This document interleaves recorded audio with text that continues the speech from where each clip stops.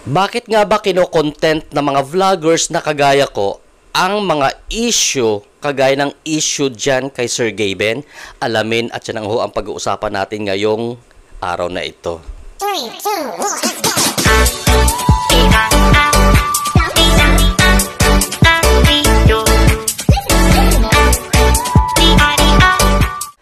Bakit nga ho ba namin kino-content ang kagaya ng mga issue ni Sir Gaben? Diyan kila Factor at kila Kojak. Kasi ho, simple lang ho naman na kasagutan yan eh. Ayan. Sa mga vloggers na kagaya ko na nakakaintindi at nakakaalam ng flowing ng pagbablog dito sa industriya na ito, because ang issue ni Sir Gaben, no, ay hot topic ho. Trending topic ho yung issue ni Sir Gaben dahil nga ho sikat siyang social media influencer. And natural, yung mga kagaya naming maliliit na vloggers, itatopic talaga namin yan, lalo pa ang tema ng aming pagbablog ay reaction vlogging. Reaction vlogger kami. Ayan ho. Sa mga medyo makikitid ang utak, no? Ayan ho. Kasi marami ho akong basher. Totoo lang. Kaya tinurn off ko yung isang vlog ko about kay Sir Gaby nung una na bakit nga ba umalis si Kojak sa Kapinpin family. Ayon. Kasi kung ano-ano hong mga kababawan ng utak ang pinagsasabi ng mga bashers. Na kesyo nakikisawsaw, kesyo pinagkakakitaan, kesyo ganito ganyan. Guys, ano ba ang purpose mo? Bakit ka nag-vlog? Okay ha? Unang-una, bakit kami mag-aaksaya ng aming oras dito sa Kakangawa? Nag-aaksaya kami ng aming wifi. Kagaya ako, naka-postpaid ho ako. May monthly billing ako sa aking internet sa PLDT. Binabayaran ko yan. Mga lightings ko, pag-edit ko, nag-aaksaya ako ng oras sa pag-edit. Bakit ko uubusin ang aking panahon at oras dito sa ganitong klaseng gawain sa pagbablog kung hindi ang objective natin is regarding sa business, sa pagiging isang vlogger dito.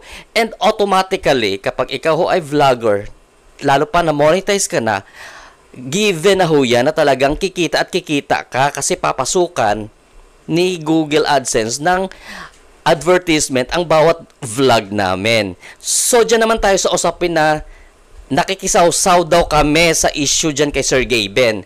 Ito ang sasagot ko sa mga ngawa na mga basher. Ayan, ha? Nagpapapansin kayo, kaya papansinin ko kayo ngayon. Ayan. Bakit kami nakikisawsaw? Kung di ba naman kayong sandamakmak na mga kabubuhan ninyo, ha? Paano ba namin nalaman ang issue tungkol kay Factor, ang issue tungkol dyan kay Kojak?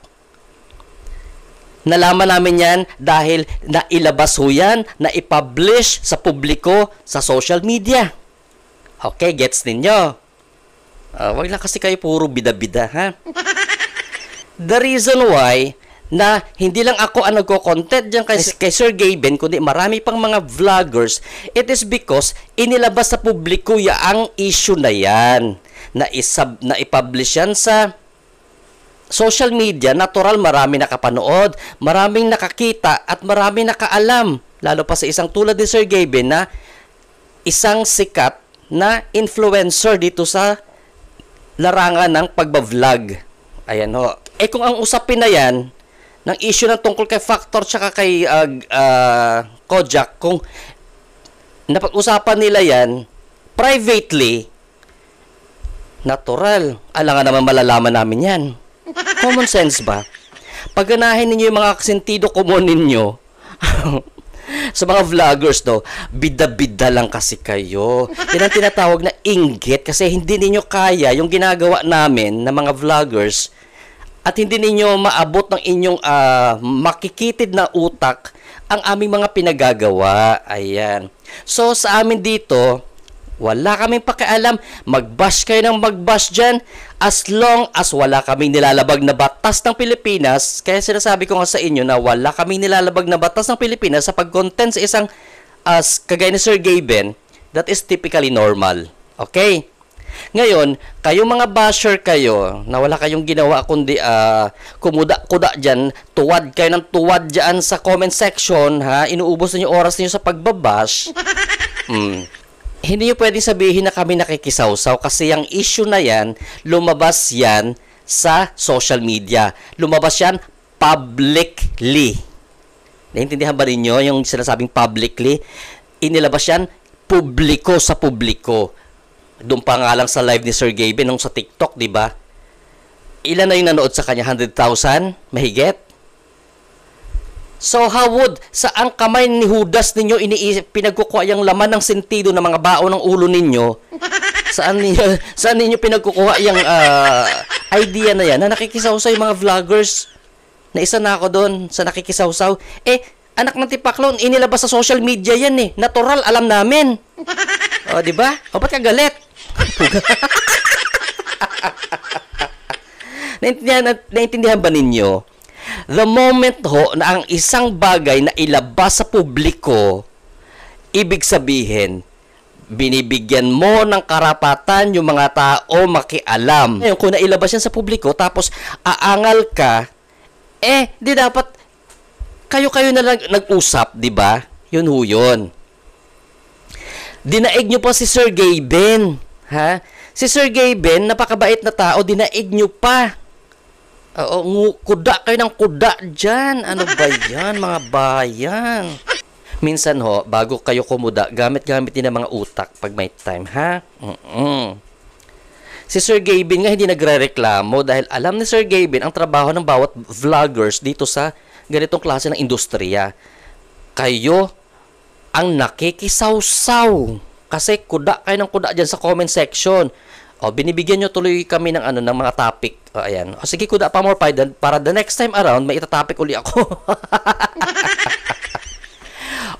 Tanungin nyo si Sir Gaben kung mali ang ginagawa ng bawat vlogger na fini-feature siya, bina-vlog namin siya. Tanungin nyo si Sir Gaben kung ano isasagot sa inyo ni Sir Gaben.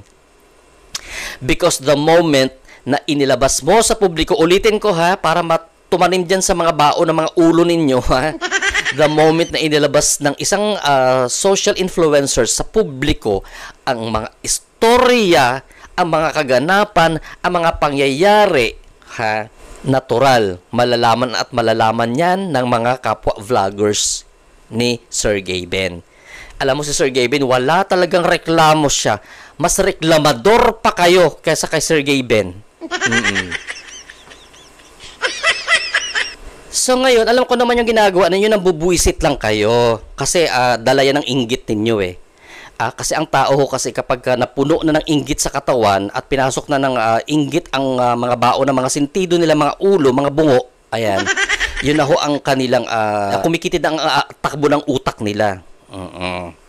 So ang nananalaytay na lang mula sa ulo nila pababa sa ingrown nila, kabayan, inggit, mang-asar, mambuisit, magpunta sa comment section at mangbuisit, mang-bash na wala namang mga kwentang mga pinagsasabi. Ayan.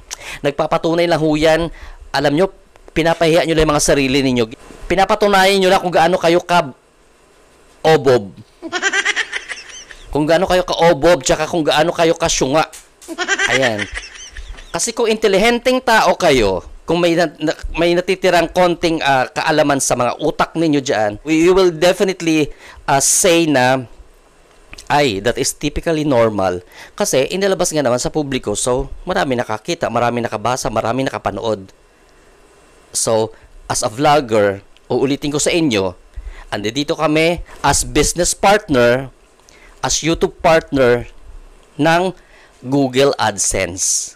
May YPP kasi tinatawag eh, YouTube Partner Program. Pag ho kayo naging na-monetize ang channel ninyo, kayo ho ay isa na sa business partner ni YouTube. Ayan. Yan ho ang tinatawag na YPP, YouTube Partner Program. Makikita nyo yan sa mga dashboard ninyo kapag kayo ay monetized. Huwag ho kayong utak talangka. Naman tayo eh. Huwag kayong utak, huwag kayong crab mentality. Tanggalin nyo yan sa sistema ng mga pangangatawan ninyo, yung crab mentality. Kasi ho, Hindi magandang ehemplo yan sa kapwa. Okay? Instead, gumawa kayo ng productive na mga bagay na tutulong sa mga sarili ninyo na makapagbigay ng magandang bagay sa inyong pamilya, sa inyong sarili at sa mga ibang tao sa paligid ninyo. Wag yung talangka republic, ha? So, yan lang ho ang ating pag-uusap ngayong araw na ito. Keep safe everyone and have a blessed evening to all of you guys. Bye-bye!